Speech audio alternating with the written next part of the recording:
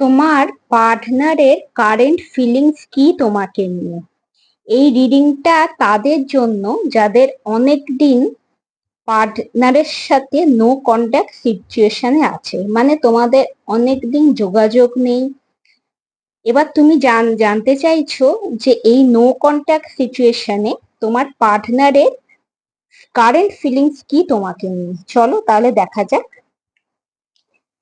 দেখো, প্রথম যে কার্ডটা আমি পাচ্ছি সেটাতে দেখা যাচ্ছে যে তোমার পার্টনার এই রিলেশনশিপটাকে নিয়ে ভাবনা চিন্তা করছে, পাস্টের ইভেন্টস গুলোর কথা ভাবছে।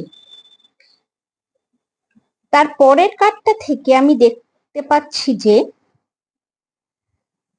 তোমার পার্টনারের কাছে এই রিলেশনটা এখনো ইম্পর্টেন্স আছে।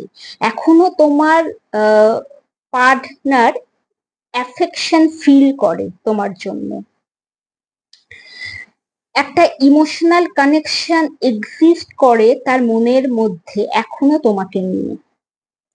নেক্সট যে কার্ডটা পাচ্ছি সেটাতে দেখা যাচ্ছে যে এই কার্ডটা বলছে যে this card shows feeling uncertain, মানে তোমার পার্টনার ফিয়ার বা ডাউটের মধ্যে আছে, সে ক্ল্যারিটি চাইছে, কখনো অ্যাংজাইটি হচ্ছে, সে এই রিলেশনটাকে নিয়ে ভাবনা চিন্তা করছে। তাহলে তুমি যদি পুরো ওভারঅল মেসেজ চাও তাহলে দেখা যাচ্ছে যে এই রিলেশনটাকে নিয়ে ভাবছে তোমার পার্টনার।